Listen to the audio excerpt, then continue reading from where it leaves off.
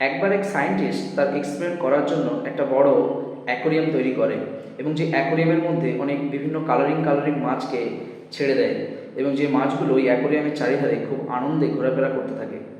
কিছু সময় পর ওই সায়েন্টিস্ট ওই অ্যাকোরিয়ামের মধ্যে একটি বড় তিমি মাছকে ছেড়ে দেয়। যে তিমি মাছ ওই ছোট ছোট মাছগুলোকে খেয়ে নিচ্ছিল।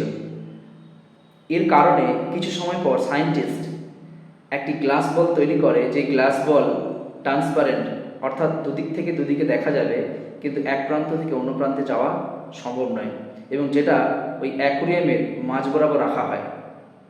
কিছু সময় পরে দেখা যায় ওই শার্ক তিমি মাছটি ওই গ্লাস বলে বারবার এসে ধাক্কা খায় এবং অপর প্রান্তে যেতে অক্ষম হয়, কারণ এই গ্লাস বলে অপর প্রান্তে ছোট ছোট মাছগুলোকে দেখা গেলেও কিন্তু ধরা যাচ্ছিল না এবং খাওয়া যাচ্ছিল না, আক্রমণ করা যাচ্ছিল না। তাই বারবার চেষ্টা করে এবং চেষ্টা করে যখন ব্যর্থ হয় তখন তিমি মাছটি জারের ওই অ্যাকোরিয়ামের মধ্যে এক প্রান্তে গিয়ে বসে থাকে এবং কিছুদিন পরে ওই অ্যাকোরিয়ামের মধ্যে যে ট্রান্সপারেন্ট বল রাখা হয়েছিল সেই ট্রান্সপারেন্ট বলটিকে তুলে নেওয়া হয়।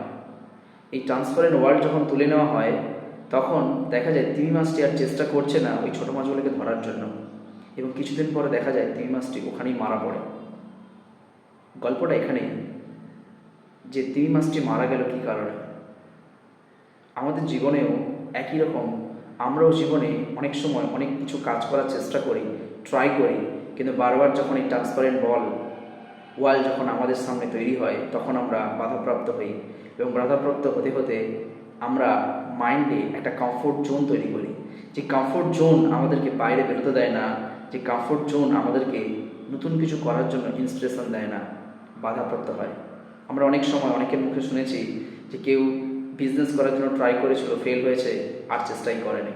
অনেক সময় কাউকে দেখেছি কোনো ইউপিএসসি ক্র্যাক করার জন্য কি কোনো এক্সাম ক্র্যাক করার জন্য পড়াশুনো করেছে, কিছুবার ফেল হয়েছে, আর চেষ্টাই করা বন্ধ করে দিয়েছে। অনেকে নেটওয়ার্ক মার্কেটিং ট্রাই করেছে বাট ট্রাই হিসেবে নিয়েছে, ছেড়ে দিয়েছে।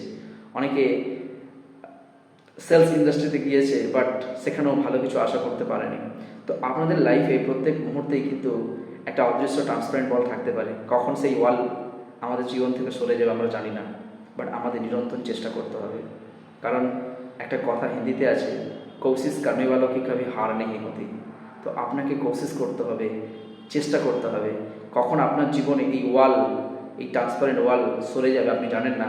আপনি আপনার স্বপ্নের দুনিয়াতে পৌঁছে যাবেন, আপনি যা হতে চাইছিলেন, কিন্তু আপনাকে কমফোর্ট জোনের মধ্যে বাধা পড়ে গেলে হবে না, চেষ্টা চালিয়ে যেতে হবে, না হলে আপনি তিমি মাছের মতোই মারা পড়বেন। কী মনে হয় বন্ধুরা, এই লেসন্সটি যদি আপনাদের ভালো লেগে থাকে অবশ্যই একটা লাইক করুন এবং ভিডিওর নিচে জানান এটা আপনার জীবনে কতটা কাজে লাগবে কমেন্ট বক্সে, এবং ভিডিওটি বন্ধুদের সাথে শেয়ার করতে ভুলবেন না।